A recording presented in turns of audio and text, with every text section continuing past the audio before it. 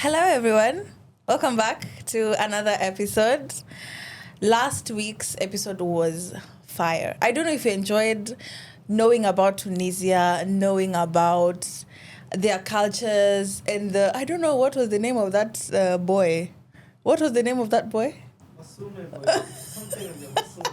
Yes, I cannot remember. I'll just go and watch. See, me and you both need to a refresher course. So go back and watch that episode. Make sure you subscribe, like, comment, and share if you haven't.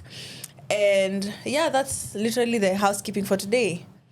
On today's episode, as you have seen on the topic, I have a friend who I have not for not so long. Karibu, I am very close to introduce her as Bibia Pasta. But I will but I will just not do it. So I'll just allow her to introduce herself. So yes. Please, Joan, I really appreciate. Kai. So yes, hi, I'm her friend who she's not known long ago, Bibia Pasta. But on to a serious note, my name is Joan Mwende Kinus. I'm an entrepreneur based in Dubai. One of the things that I am passionate and purposeful doing is helping women put money in their pockets to stand economically empowered. And one of the things I do is because I know financial freedom starts with the mind. And so one of the companies I run is called Uniquely Branded, that helps women now brand themselves from a point of purposeful personal branding and understanding themselves, not only at the point of getting money, but when they get the money, what's the mindset they have about their money and about their freedom. So yeah, so that's who I am, because I know we are talking about personal branding today. Exactly. Yes. Mm-hmm. I wanted to first of all start with something very light, just so that we can melt into it. How was your week? How has your week been? My week? Where? My week has been quite intense. So I was in a creators program for humanitarian work. So I do humanitarian work. I run a non-profit in Kenya that helps now rural women stand on their feet financially. Like, I'm all about making women have money in their pockets. Colors. So I was in a 3-week program. It's a government sponsored program, and we were just going through like tips and tricks on how to run content in today's age. And I've never even heard of a creators or an influencer school. And the good thing about living in Dubai is that you get access to these things. Yes. So it was a sponsored program. We were like 40 of us. Maybe 700 people had applied, but yes, I was so privileged to be chosen in that program, and so we finished this last week. Yeah, I saw it was like some weeks long. Exactly, it was so intense, but I met really incredible people, and if you know, I don't know if you know about the 1 billion summit, 1 billion follower summit. It's in January. Yeah. I would highly recommend for anyone who's in the creator economy, because that's where things are going and that's where the world is moving on. Like, now people don't follow and don't listen so much to business brands and when they market their products and all, but they listen to people brands. And people are the creators and people are the influencers, and now people are making millions with these social media channels. So so these are now, if you're in Dubai, people are flying from outside to come, but if you're in Dubai, just come and join the summit in January. So that's been my week. So now on top of every day business, I'm setting up a new business as well. I will say. And all those things, like, my days are packed, and then the program was from 6 to 11 p.m. 8 p.m? Yes. Wow. Yes, me, mother of children. No. During the day? No. So during the day, you're doing your own I do things? my own things. So and then in the night, I tell my kids, eat dinner, good night, bye. I'm going. Now you are actually living what you're selling. Exactly. Putting money in women's pockets. Thank you. Putting yours in your own pocket. Yes. Wow. Yes. I need to live by example. Exactly. So what business are you starting? I'm starting a salon. Where? In JLT. Wow. At least finally. Guy, I've never talked about it anywhere. So it's me. what is this Gen Z? Clock it. Yeah, exactly. Clock it. Yeah, so with other women, we are coming together to found an Afro-centric salon in JLT. That's so nice. Yes. Oh my God. Please watch my socials. It's coming this December. Yes. This December. This December. Yeah. It's so Christmas. Soon. Santa. Please, Santa, you better come. tell me. Yes, and bring Gen Zs in. I will, for sure. Yes. Please.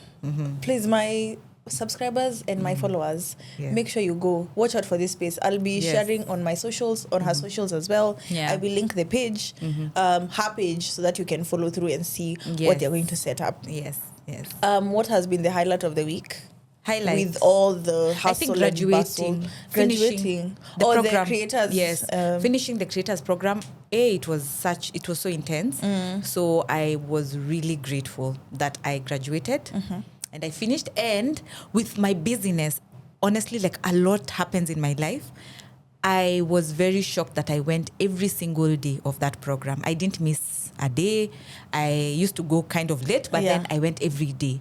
So I was happy. So that was my test of highlights. Oh, wow. Super proud of you. Happy for you, my guy. Your highlight is Dubai Run. No, sorry.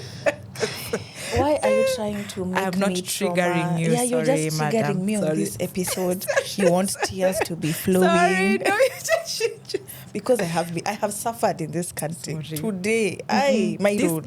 And this country is not for suffering. I know this is where we're supposed to be living our life freely and enjoying. But anyway, maybe that is part of what we are supposed to be discussing today. The reinvention journey. Yeah. So you showing women how to change their narratives, changing their stories. What would you say about what does reinvention mean to you? Like, how has it played a role in your life? Yeah. I think first of all, a small background of me, like my life. I'm a firstborn girl. Same. I'm a firstborn girl. I'm not a firstborn. We have a firstborn, but a firstborn girl is different in the African context. Very. Yeah. And fortunately or unfortunately, my parents used to work abroad. And so I was tasked as the firstborn girl to How many are you? Take care. We are 4. Boys? 4. 2 boys and 2 girls. Wow, what a balance. What a balance, yes. And so me being one of the middle children, I was the one who was taking care of the last 2 because my brother, we were together, then he went abroad with my parents. So all through my life and childhood and even teenagehood and after like campo, I was really taking care of my siblings, really taking care of them. Mini parent. I was assistant parent. In our home, we were 3 parents. So I was the third. You, my your mom, mother, my dad, and your dad. And then me, exactly. And so I was born, and then also a lot of, in my 4 siblings, I was the one who used to do well in school. I just liked being in school. And one of the things I've learned in therapy is one of my favorite topics. Kagure, do you go to therapy? I have not started. But let's finish this episode and then we shall unpack. Yeah. So one of the things I learned in therapy is that because I'm a structured person, I really I appreciate structure. Yeah. And so school gave me the structure that my home didn't have because my parents were not there. So it's kind of trying to figure it out. So school gave me a structure that it wasn't me figuring it out. Yeah. And that's why I think I excelled in school. Honestly, I don't know if it's because, I just like being in school. So of course I had to be, I just was good in school stuff. And so now being an adult, that performance has helped me in my life. I cannot complain.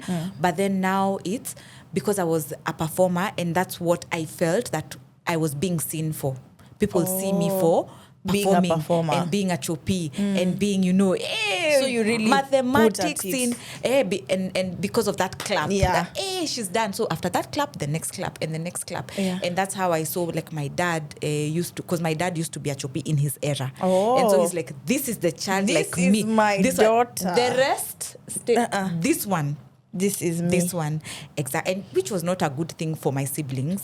But now being a parent, but then, but now trying to unlearn those things. Performing is not bad, but now me trying to see myself, like trying to see myself not as a performer, but as a whole human being. Yeah. That if I don't, and also being the age I am, being reminded that, Joanne, there's no performance. By the way, unajua, there's no performance out here. There's no exam. True. We are doing. Everyone is just doing their own thing. Everyone is just trying doing their to own figure things out what's happening. But then now that's where my reinvention started. And then another fact that I've never mentioned anywhere is that today we are opening. Yes, but because you've asked me about reinvention, so I cannot start without saying. So I finished Campo maybe when I was 22ish, 21, and immediately after Campo I got married. Oh, hiya. Yes. So I had never lived alone in my life. Unajua how people went to the streets, exactly. Gigi, Nairobi, all the city, in the city girls. I had never. And so it's reinventing myself, like now trying to find myself in those spaces. Like even that's why I started traveling a lot of late, if you've noticed. I've started like doing things, trying to be alone just to see, can I survive? Because I had an anxiety and fear around just being alone. I'm like, I don't know how to stay in a house alone. How did it feel, Kwani? Like, what were you? I was afraid. Like, for example, I went to this year, I went home alone to Nairobi alone. I saw. So you see, I went home alone. So me, normally when I would go home alone, I would first ensure I have someone to stay with in the house. I am afraid of even driving because I'm like, if I am hit, who will I call?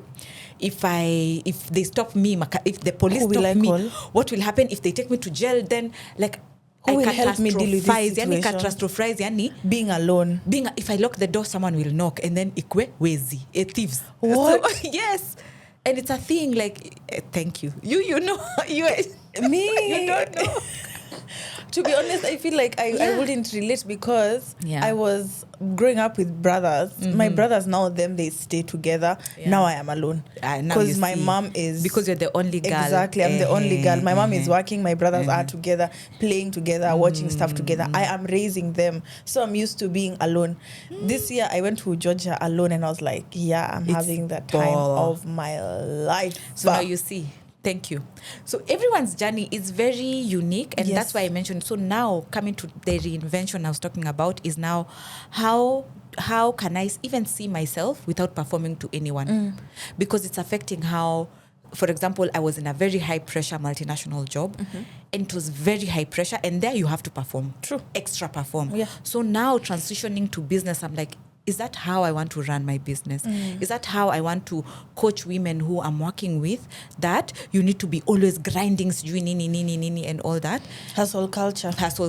Even though entrepreneurship, like you're always on the clock, but then having times to, because my weekends are not Saturday and Sunday. It is like Monday is a rest day for me.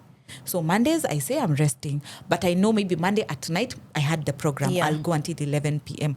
Like, how is there some harmony in terms of, even though they don't clap for me, I'll be okay. Yeah. Even though I'm okay and I drive and a police stops me, I will handle it. Yes. I'll be fine. You know, all those. So a lot of the reinvention is finding myself and becoming now the woman who, if I was just being me, how would I even want to reflect that to my children and to the women I work with? And when I hear a woman saying something, I'm like, wow, that is actually not healthy. So how can we change the script? And it starts with now me also finding myself and saying, okay, and that what I used to do was not the best thing. Yeah. So how do we do it? Yeah. Because also you cannot teach what you don't know. Yes. And like same as you cannot pour from an empty cup. Yes. So another question. Do you think so moving to Dubai, was it also part of the reinvention? Ama, it was what would you say it was? Yeah. And how was the transition? How has it been so far? So moving to Dubai, I've been in Dubai now, this is our 6th year with my husband. So we moved together. And for us, it was intentionally to get kids. Yeah, you didn't know this. Yes, to get kids. You moved here to get kids? To get kids. So I got the job. Okay. I got the job, and because we were at a point where we really were praying to have kids, and we were really asking God, now we've gone to hospitals, we've done X, we've had miscarriages, we've done what? Now we need, like, where will we get the kids from? And we needed medication to be able to support our pregnancies. Yeah. And so us coming here was like God's provision, because now when we came, we got pregnant and we got the medicine and we had the first child and we had the second child, like that. And so for us, it was, so for us, it was a testimony of God's provision. So I don't think if we were not looking for children, we would have taken the job in Dubai, because we were doing mission work in Kenya. We were doing like non-profit work. I was working with rural women. I was partnering with big organizations to work with women, and things were actually working at that point. And so it was just from a family point of view. Now we've tried getting children, it's not working. So do we just go get children? We will come back. So that was our 2-year journey. Now look at us. Wow. Yes. Now you're here for 5 years. Now we are here. You're counting. flourishing. Yeah. Uniquely has been born. Yes. Kinus came and got his job. Now he's also flourishing in his way. So yeah. So the reinvention for me is now, because we've lived more years in our marriage in Dubai. I've lived as a parent here. I have seen how business can be done in a very different way, how systems can work cleanly. How exactly proper things are. So I know even how I do, like, I run my organization back home. It's from a more broader perspective, and also from a more exposed perspective, because now I see, I can apply for this, I can do this, I can join this program, I can attend this event, just to help now the women I work with back home to get now the access they need, in terms of even just going, like a mom just going back to school or opening her business and all that. Back home, you keep mentioning there. What is back home? Because here you have Lululemon. Yes. So back home, I started an organization in 2014 when I was in campus, just to help young women and girls get money, stand on their feet. Because I told you in our chat before, I was in university women leadership. And so when you're in women leadership, you come across very unique cases of women who, just because they don't have money, just because like fate just happens, like you just see things happening to them, and they get a lot, like they get into trauma, they get, like, so many bad things happen to people, just especially women, just because they don't have money. And for me, it was because since a young age, I was telling you, I was taking care of my siblings. I really had to learn how to look for money in a dignified way. And dignified means that because I had people around to work with me, and I had people around to tell me, okay, come and work in my job, do bookkeeping, I'll give you fair. Come take the loan, I don't know, let me help you apply this loan that students get to get school fees. You know. And so I would sit down with women just like me who are from different parts of Kenya, and you just hear, like, them, they just came standing, they don't have money even for school fees, and they need to finish school, and they don't have an option. So of course you'd see, like, even there's one lady who, unfortunately, like, she had lost her life at that point. And I think that was my turning point, now coming to think of it, that just because she didn't have money, just because she got herself into a very harmful situation, and she didn't make it. And she didn't make it just because she didn't have money. And so for me, it's because I was able to hustle. I used to sell earrings. I used to sell bands. Like, I know. I would sit in my room in campus with my roommate and say, I don't have money for supper. I go to Dubai, Nairobi, downtown. I get earrings and I go knocking. Everyone's, hey, I'm selling earrings, guys. I'm selling earrings. I'm like, oh, now I have pocket money for...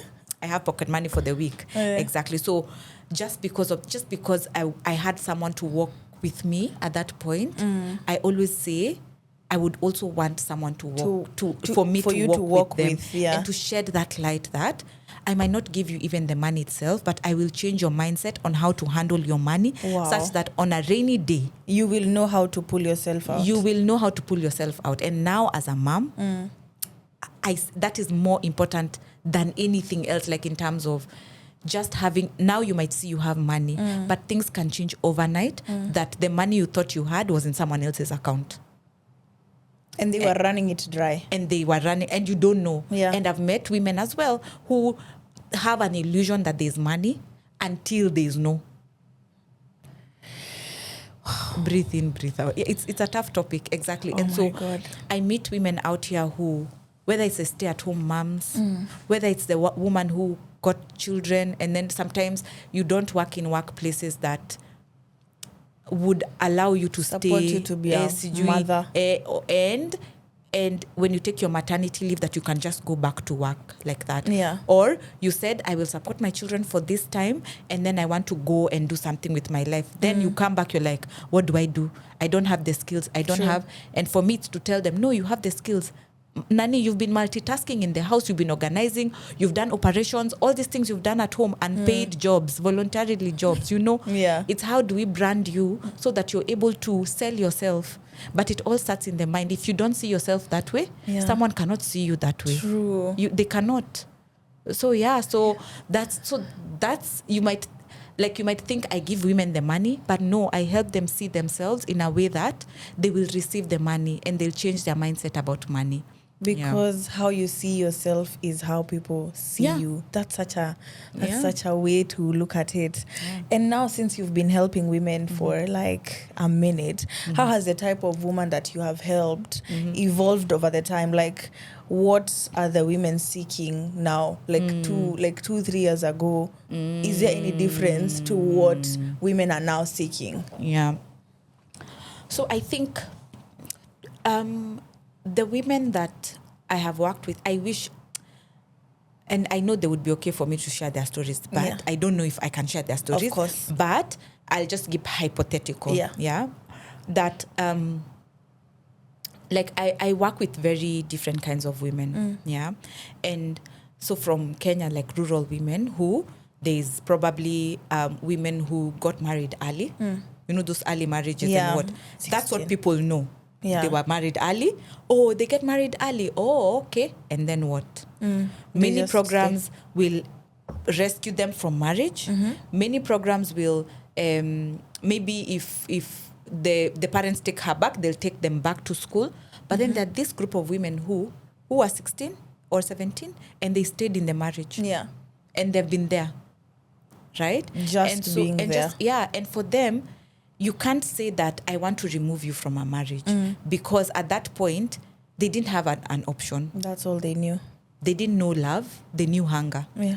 And so that is why they stepped in and said, I will stay in this marriage. And so it's what's the role I can play to help them heal, grow, and now become the woman they were meant to be. Because they had a life. They dreamt they wanted to be something. So how can I help you, even for the sake of that child you have in your home, to see my mom made a life out of herself, not just being a mom at home. Yeah. And so that's an example from the rural setting, and there are many examples from that point. But then even to the modern setting, even here in Dubai where we live, like we know even women who actually got married for the money, not because of what he loved. Yeah. There are many of them. And most of them, it's now, I don't have a choice because money gives someone choice. Money gives someone a voice that when things are really thick in that marriage, they can say, hey, I'm done. You can choose to walk if out. You have money in your pocket. True. If you don't have, you just sit and say, no. And then, what can I do? But then there's also money can give someone freedom to live the way they want, but then freedom is not just a money factor, it's a mind factor. It comes with responsibility. It's a slavery, like the people who are slaves to themselves, that they have the money, but like I was telling you, like someone has the money, the woman makes the money, but the money gets into her account, but she's not the one with the cards. So the money just comes out because her money mindset is she's not empowered enough to see, I actually have value and I'm bringing value to the table, you know?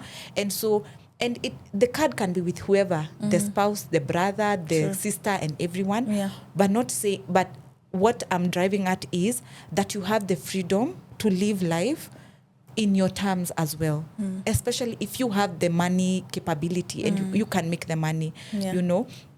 And so for me, it's that a woman can be able to express herself and to have a voice, and for you to have that voice, money helps you. You need to be and the ones who have been through trauma, been through like domestic violence, been through like the people who've gone through healing, on the other side, what does that look like? You need money. You need money. So money for women, for me, is not just having money in your pocket. It's strategy, it is safety, and it is freedom. So, do you think the way, young women normally say, hey, me, I cannot get married to someone who does not have money. So meaning, what women actually look for is safety. Yeah. And thank you. And now we're talking about the reinvention, that if everyone was intentionally healing, because then you will understand, why do I actually want to get married? Is it because of love? There are people who are like, I don't care about this. There are many women who've gotten married. If you deep down, dig, it wasn't about love. Sure. It was about the hunger. Yeah. It was about the safety, because one of the things they value in this life is safety. In fact, I need to have a values workshop, because it helps women understand what do you really value. Because people think values are the ones we see in companies, uniquely branded, change, courage. Every woman watching this, you need to check what are your core values. And some of them would be like safety. And some people get into marriages without knowing it, because values are intrinsic. Even though you don't know how to say them, it is something that is inside you, and it's something that drives you even in the decisions you make. So it's and reinvention means that you are intentional and you know why you're doing things. You know why. Why do I date? Why do I need someone? Why do I travel? Why do I sleep? Why do I love? You know why. And no one can do that apart from yourself. No one can do it for you. Exactly. And that's the personal branding that I do, that I force you to come into a session and think about these things, because even me, no ChatGPT can say, Stephanie, why do you want to get married? You have to dig deep inside yourself and say, enyewe, fine, I need love, but I also need emotional safety. I just need security. I need freedom. And marriage maybe will give me the time freedom to do the businesses. I don't know. You know? And so women need to really intentionally find themselves. And that's where now I come from. Like, even though when I say I want to put money in women's pocket, it's from a mindset point of view, because once someone has financial freedom, begins with the mind. Okay, now I'm going to ask you something that is not even in topic.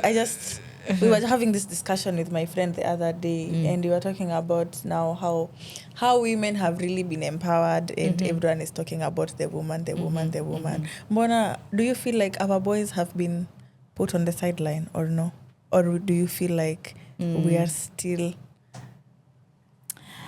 on the same page, empowering them as well? I think for me, how I want to look at it is from a mindset point of view.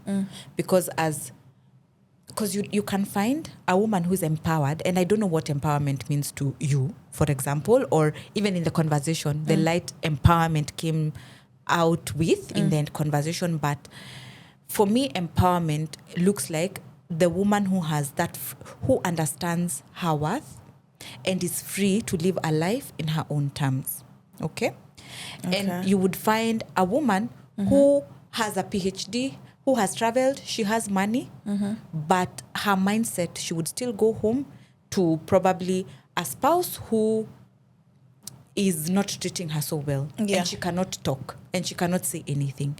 And so for me, because my work is women, from a man point of view, I have met men who their mindsets for the woman is not 1970 and 1980. And that's the empowerment that I believe in strongly. Like, fine, are we talking about money and money? Because still we are not at par.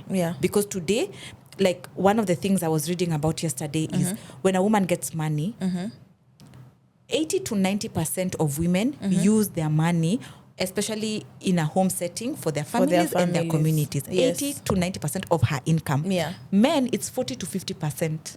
And Oh. it is statistically. I will give you the link you put. Wow. Yes, statistically. So it means that if you put more money in a woman's pocket, she will not only use it for herself, but for the community and everyone around. Yes. Because we know, like, many, and so I'm saying, so from a financial point of view, it's not, we're not at par. True. From even how the world is from a patriarchy point of view, still we're not at par. But then from a mindset point of view, because it starts with one man, like, are there men who are willing to hold space for women who are trying to invent themselves? Because you can find a woman with a voice outside, but inside the home, she's quiet and silent. And what does that do to her daughter? Teaches or her the son as Teaches well? them. Teaches them the same. So I think it depends on how we look at empowerment in this case, like the women's empowerment, but men empowerment. But many people I've seen, I have friends who are in the dating scene, they're not getting people. You know, it's not because the men and the women don't have the money. No, it's just the mindsets are in a different space. True. That you as a man, your mindset is still at, my wife will work the whole day and still come and cook for me and wash my legs, I don't know what. And the woman is like, gosh, I work and you work.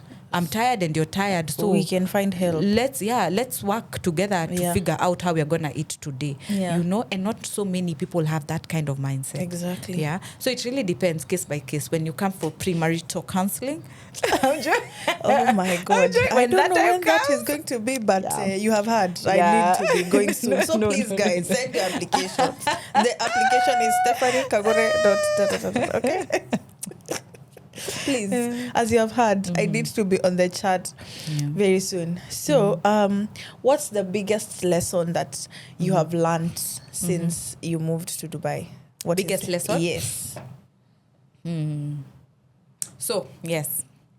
I was employed for about 5 years. In my staying in Dubai 6 years. I was employed for 5. Imagine. Yeah. So meaning you have been self-employed only this year? 1 year. Yeah. I started Uniquely Branded 1 year. Imagine. And let me tell you that the other day, I was talking to my friend, telling her how Uniquely has grown so fast. And I'm like, this woman actually does put in the work. No, it's let me tell entrepreneurship, Guy. and I said is 24/7, but you need to put breaks. But yes, I really work. And that's it. Like, entrepreneurship is not a 9 to 5. Yeah. It is working, and you see now the amount of already. I'm telling you, I'm opening another business. Imagine. All those things. You're always moving. So happy. I think for me, it's a big value is that security. Especially now with children. That is, yes, I have a supportive husband, very supportive, and I think for me, it's the voice from my grandma saying, as a woman, Joanne, you cannot afford not to have some money in your pocket. Yeah. Some money in for your rainy pocket. days. For a rainy day. And I think that has never left me. It has never left me because I have seen women who, like, today, tomorrow you receive a phone call and your life drastically changes. Yeah. And I will keep on advocating for women empowerment, economic empowerment. And my mom keeps saying that, and she's like, Stephanie, when you're a woman, it's the way you're saying it gives you such a voice, and not a voice in an arrogant way, a voice in a safe type of way. Exactly, it gives you even safety. You can buy, because the world is not, honestly, like in the grand scheme of the world, there's still a lot of patriarchy that sometimes it's not so safe to be a woman in some spaces in this world. Yeah. Especially when you don't have money. Yeah. I meet women, even I get into calls, I am the one crying because I'm like, how, why, what, why would you, for example, like, why don't you have the money? Exactly. And a lot of it's just circumstance, but how do we rebuild you in a way that now you'll start seeing your financial freedom differently? Yeah, when you get, because many times women would get the money from wherever they'll get, from wherever. But it's that wisdom of, on a rainy day, what will happen? On on the days when it is not me who has the money, what will happen? You know, asking the what if, you know. Anyway, the lessons I've learned in Dubai. Before we digress, my digress. toppest lesson, top is, and you see, it's related to like my work. I left work 5 years. I did 5 years of work, and then I've done uniquely branded for 1 year. I actually hit 1 year in 2 weeks. I'm not yet 1 year, but in 5 years, I like being in the office really makes you think that the whole world is the office. It's because you, and there's a way of, I think I don't know if it's just where I used to work, but, and then also just to give myself a bit grace, I was giving birth, I was pregnant, I was carrying, you know, so I didn't have time to go outside and see what other things is people outside, are doing. what is happening, exactly. That in 1 year of uniquely branded, I'm like, wow, guys, Exactly. you didn't tell me. Is this all that has been happening? Guys, you've been living a life out here that, you know, and that's why I say, like, even though you're in that office, yes, I'm not saying cheat on your employer, no. In terms of like start looking, yes, there are people who are still looking for jobs and are looking for better pastures and green pastures, but keep your eyes open outside. In as much as you're inside your company, sometimes even some people are so stuck in toxic jobs without knowing that that's not the only job that exists in this world. True. And because that's the one that, like for me, that's the one that brought me in Dubai. You're scared to I'm some like, extent. this is the only thing I know. I know. This is the only, walk, my friend, go, travel, like, take the metro or a car or what, go to the other side of town, see how people are living, you know, because I've networked, I've met people, I'm joining such programs like the government program. There are so many things that can really enrich people in this Dubai. But first of all, I understand in terms of capacity, many people don't even have the capacity. They just want to sleep on their day off. True. Yeah. And so, Like me. Like you. But the evenings, the mornings, the off days, just to see how you can look at the world out there. And I keep on saying I use this analogy when I'm describing therapy, but also in this case, because it's a mindset thing and it's a perception thing, that they say, for a worm in an onion, in an onion, its whole world is that onion. Yeah. It turns left, right, onion. So this worm does not know if they're cabbages or carrots. Yeah. They don't know if there's a bigger onion outside or not. They don't know. And sometimes we are those worms. You only think what you know. Until you go out and see. Like the way you were in Kenya, you came out to this Dubai and you're like, lights. There are lights that can be brighter than ours, I you know, know. things like those, right? So it's that, like, when you think you know, think twice. Because, and it's even, that's that example I use for therapy. Like when you think you understand what parenting can be, what dating can be, what rediscovering yourself can be, think twice. Because you don't know what cabbages and carrots are out here that you've not seen. You're still in the onion. That's where your home is. Yeah. You're in the onion, you're just there crying onions. Tears. And you could be in a tomato, having a good life, or a watermelon. Exactly. You know? Swimming in the juices. Hey. Kutoa tu mbegu. Yes, so perspective really matters. And that's one thing I've really learned in my Dubai life. There's so much. I don't think you can exhaust what Dubai has to offer. Yeah. You just need to be open. You do at... Uniquely branded. Uniquely branded. So is it like kind of /therapy/ like what happens? Coaching. Yes, let me tell you. Yeah. So let me tell you what we do. If you guys don't follow me, follow my page, because I put in a lot of resources in terms of coaching and what we do at I'm supposed to actually brand. take a class. Yeah, you should. Yeah, I was Yes. supposed to. I need to do like master Olivia. classes and all that. Yeah. Instead of just anyway. Personal. Yes. So so therapy and coaching are almost the same. Okay. But therapy focuses on you based on your past. So it tells you, so tell me about your parents. Tell me about, so for me, like therapy is when now I discovered the performance, you know, Joan is you were a performer, and it helps you now understand how it's affecting you today. Okay. Yeah. So, for example, when you get angry at things, because the things that make you angry and the things that make me angry are different. Very. Yeah, we can be here, you're angry. I'm like, what was the issue? Yeah. Again, you True. know? And because of a lot of your conditioning, because it triggers you or it brings up something that from your past that you're like, this is a trigger for Stephanie. And so now therapy helps you see, even though you get angry, you know it is because of X, Y, Z. If, for example, how you handle relationships or even marriage, for example, because the marriage that primarily you know is of your parents, unless you were brought around other people's marriages, but the one you know for sure is the one you saw in your home. Yeah.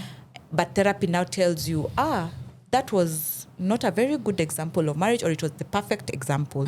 So then now you start saying, so what is marriage? You know, things like those.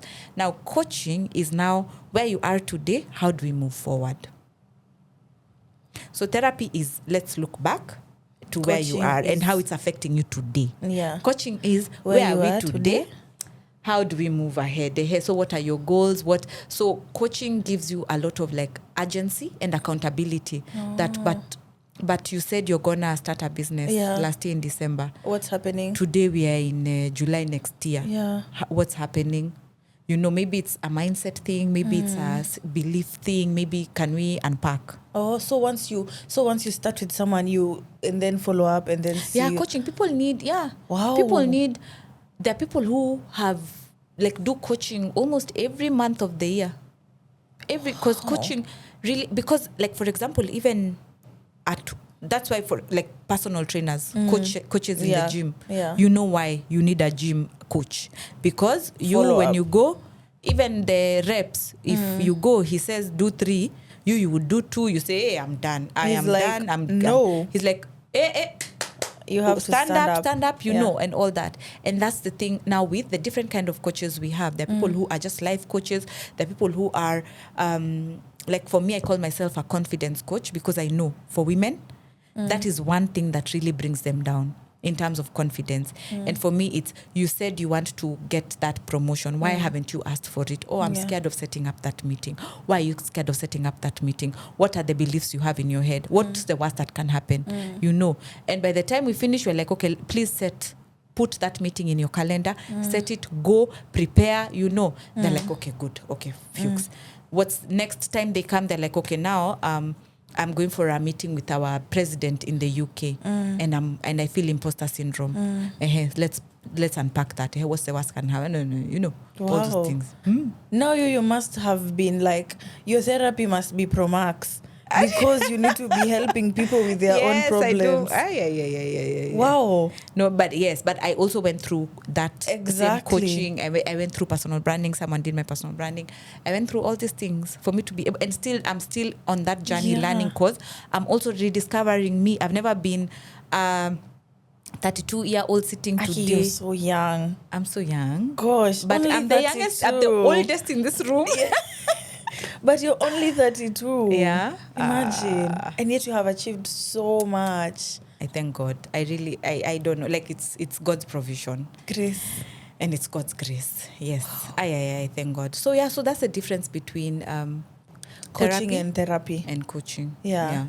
Wow. And all of them are essential. There are people who do both. Yeah. There are people because who do it's one. very important to see where you're coming from, so that you can know where you're headed. Where you're going, yes. And now people in like transitions, like I was in a transition of job from work to business. That's a big transition. Very. And it really messed me up, because my calendar is end month. Now entrepreneurship is daily. Yes. In entrepreneurship, in job, at the workplace, time is not equal to money.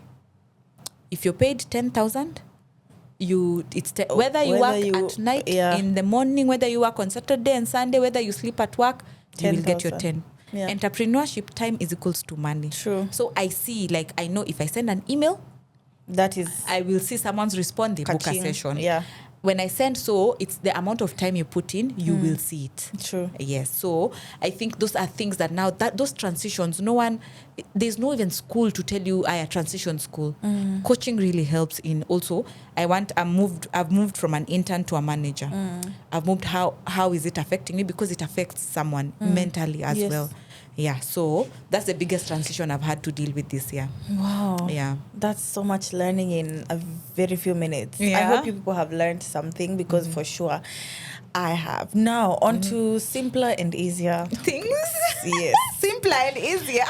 Very light. For me, these are very simple topics. What do you mean? Okay, sorry. Wow. Wow. Tell me. So, now, Uh-huh.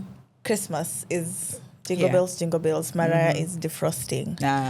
She's already defrosted. Yeah, now, Uh-huh. Sasa, on what are some of the Christmas traditions that We have in our home. you have in your home? Some that you have carried, some that you have brought, some that you have reinvented. So I've still not put up my Christmas tree, but it's something. Oh God! But you don't have cats. You know, cats are normally the destroyers of. I have toddlers. Last year, I had a Christmas tree. It was like this big. So day one, we put it this big. By 1 week, there's no decoration from here. So this is just toddlers. So the decorations are on top of the tree, but here going downwards, there's nothing. So exactly. So See, then you can just put things on top. Where they can't reach, like in levels where they cannot reach, like you say. But like, have you ever seen a halfway done Christmas tree? No, not a halfway done Christmas tree. Oh, I put it on top of a table. Exactly. Or assume, you see the way there's these things that people put on tables. Yeah. Now those you are put the like socks, the socks, things like so those. I'm still figuring out how I'm gonna decorate the house, but that's something I really want to have. But also like things like going to Christmas service. Because I remember in Kenya it was a big deal. Christmas was such a big deal because everyone is celebrating Christmas. Everyone. Yes. Here it's not as much of a big deal from the reason for the season. Yeah. The Christ's birth. Yeah. As in Kenya, you hear music like you just walk to the shop, everyone is just singing. Christ was born, all those things. You know what? My dad, we used to go to the countryside, we sing the songs. So us is more of now playing the music in the house, meeting. We have a small community of friends who we always do Christmas together. So either on the Christmas day or that week, we will always meet. We do like Secret Santa and all those things. Okay. So, and then the kids play with the other kids. And yes. Because now they're closing school. Yes. Obviously, I think we would need to start going home for Christmas. I don't know, but because it's a work day for my husband, so we don't go. But so those cooking, special food, music a must, movies a must. Going for the Christmas shows in Dubai. Oh, you don't go? I have never gone to even Wallahi. I have never gone to even one because that time you people see all of you are visiting the hotels. Yeah. Oh yeah. You're all working. Of you are visiting us. This is the season. 'Tis the season for us as well. So you barely have time. Barely. For you to even get but day they're off. good for the kids. They're good for the kids for sure. Yeah. Because it's just markets and then they see fake snow. We drink hot chocolate. All those things. They build the gingerbread man. Like those things. Exactly. Yes. And now we experience that, but in the hotel. They bring the mulled wine, the hot chocolate. Can't you call us? We will call you. I'll call you this year. This year I don't know what's the theme, but for sure there'll be something like that. You don't call your listeners when the time is right. No, I keep business and that is good. It's good to separate brands. It's good to separate. Have separation. Thank you. That's a class I give. Exactly. Oh, I'm willing to take it. Okay, thank you. All right. Anything you'd like to tell us, like maybe lessons that you've learned this year as we are closing the episode? Yeah, I think one thing I would like to share and encourage women and ladies and girls out here is that having economic freedom is important. It's because I know there are many people who get money and burn it all, but thinking rethinking your money mindset is very important for those rainy days, how you spend your money, and just having that money in your pocket. I know God is the one who gives money. Like even there are some sessions I'm like, I think we just need to just pray and ask God to give you the favor into where you'll get the money from. But then because I've seen when a woman is empowered economically, she heals differently. She's able to pay for therapy. She's able to heal. She's able to come for coaching. She prepares differently for her life. She plans differently. She parents her children differently, and all those things. And I'm also on that journey. Yeah. And so having money is just not having economic freedom. It's liberation. It frees someone from so many things. We've watched a lot of things. We've watched, I don't know if I can mention, like the BBC documentary and all. Yeah. And those are all women tried to figure out. And some of them, unfortunately, went into the wrong way. Like their lives were not, like, is not very dignified. Yeah. But it is that one reason. They are trying to make it out here in this economy. Exactly. And so it's, how do you use your personal brand in a way that can make you money? Not saying that you sleep at home and not work hard. We all have to work hard. Yeah. There are people who say work smart, not hard. You cannot. There's not one. There's no shortcut. Yeah, there's no shortcut of working hard. You need to put in the work. Everyone needs to put in the work. And if you're willing to put in the work, the opportunities are there for you, because, as I tell my clients, everyone is unique in their own way. Everyone has a reason of existence. Everyone has something to offer. You cannot have nothing to offer. And so we sit down and see, what are your strengths? What are you good at doing? What can you sell with your personal brand? And now people are making, I was just reading about, you see the TikTok that went, it's a jet to holiday. Imagine. A jet to holiday. Yeah. Those people have made millions and billions. Yani they've made a lot of money just because of social media. Imagine. And so how do we use these channels for you to get out of your cocoon and get out of your comfort and try and make a life out of yourself? Yeah. And everyone can do that. It's just that limiting belief of, how will they see me? What will they do? And there's a video I made that they still see you. They either see you as a victim of her circumstances, now see you. She's selling, no. Yeah. Or they see you as a villain, that she's too out there. Yeah. She's too confident. She's too. Would you rather be known as the victim or the villain? Because in society there's no middle ground. Either way, you're out. They're judging you either way. Doomed if you do, doomed if you don't. Thank you. So would you rather please them and be a victim? Yeah. You're pleasing them thinking people are liking you, but to them some of the time it's because you cannot shine more than someone who's sitting on the screen and saying, now see even the wife, see even the girlfriend, or would you rather be that villain and just go for it and live the life that God created you to live? Yeah. So that's my parting shot. So ladies, women, wake up and be free. Yeah. There's a lady called Kid Kiari. Yeah. I follow her, and she's the one woman who is she's very free. Yeah. I have never seen a freer woman than her and her mother. Oh yeah.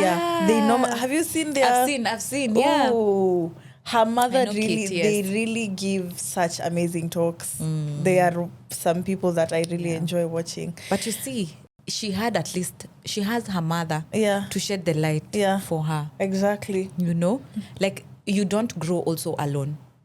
That's the one other thing I've learned. My last week lesson was, wake up from your house and go outside and meet people.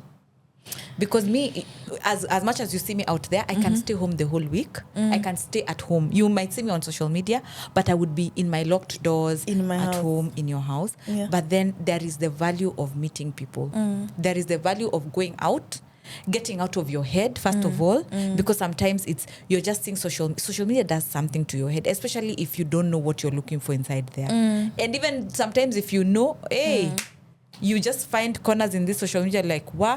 And also something to, like, especially if you're in a phase of rediscovering who you are, and then you see someone who's already almost like looking like they're discovered. Yeah. You're like, what's wrong with you? Yeah, you're Jesus. boring I me know. so much, you know. And and the hate and a lot of things that come out is because of those emotions. Yeah.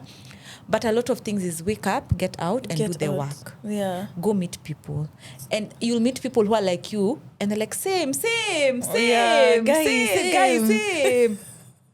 So meaning, Wake up and this go. networking thing is They very, work. very important. Imagine they work, and they work because for me, the events I do, I like doing our intimate events where everyone will talk to each other, or you just get one friend, Yeah. and just you sit with them.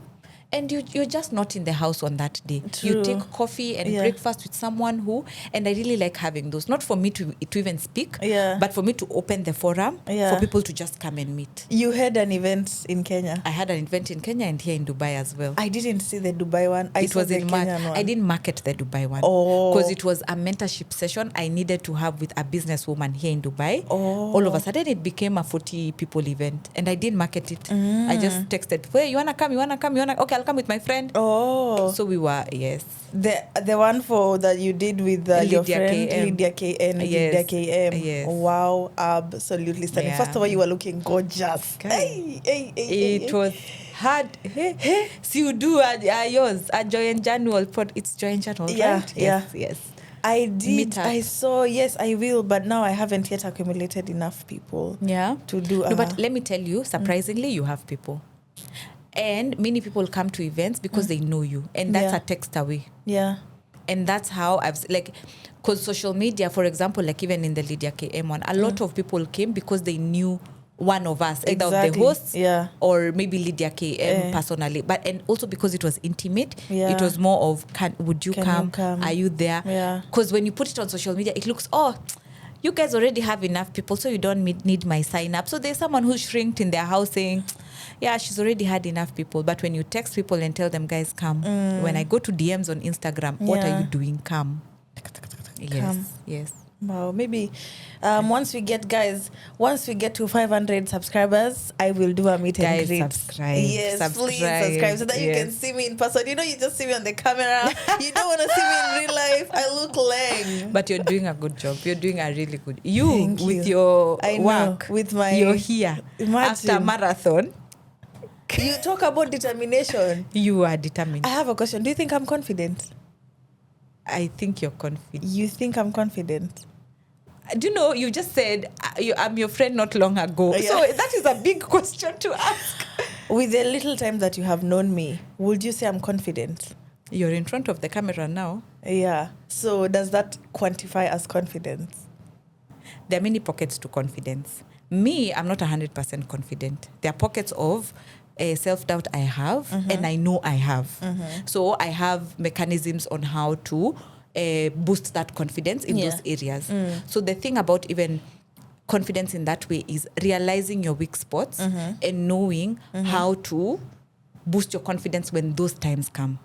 Yes. So I might say today now when I see you, your confidence, but I don't know how you are at work. I don't know how you are with your friends. I don't know how you are with people of different nationalities. I don't know. Yeah. And so it depends. Because everyone has those doubts of imposter syndrome. Why am I here? You know, all that, you know. But when I feel shy, when I feel uneasy, this finger normally hurts. Ouch. So I need to stop feeling shy for it to stop hurting. That's how I gain momentum to speak. Yeah. Imagine. Yeah. This finger hurts so badly. May normally get a pain somewhere here. Oh, really? So you like need to collect yourself quickly. I need to collect my thoughts. I'm like, I need water. I need... And that's the thing, like, I don't give a confidence pill that says that tomorrow someone will wake up. But it's mechanism and techniques that when you feel the least confident, when imposter syndrome kicks in, when you're in a meeting and you need to open your mouth and you're like, I don't talk or I talk. And then someone says your point over there. And then they get clapped. You're like, but that was my what point. I wanted to say. Thank you. You should have said it. You should have opened your mouth. But then it's those things that, how do you talk to yourself with kindness even after those moments? How do you open your mouth? And even though you don't get clapped at, you open your mouth next meeting as well, you know? Wow. And things like those. So it's not that people are 100% confident in, like many people say even the famous ones, you hear them say, they don't even know what they're doing. They just do things. They don't know what they're doing. Yeah. But when we look at them outside, we're like, you figured out life. Yeah. If there was a word called figuring out, it's you. Yeah. It is you. You embody But it. No. Yeah. Anyway, that was such a lovely, lovely session. Yeah. I'm so happy. Yes, Aww. it was such an amazing session. Thank you so much for gracing my baby podcast. When we get to 500, I will call you, and then you can tell me more about, maybe by that time you'll have grown, you'll have gotten to like probably 10K on your uniquely branded. Amen. Clock it. Exactly. Amen. Thank you so much, guys. That was the episode with Joan. Thank you for watching, staying this far. Remember to share, comment, and subscribe, because I'm sure you have enjoyed the episode. Share with your friends, with your family. And with that being said, see you next time. Bye.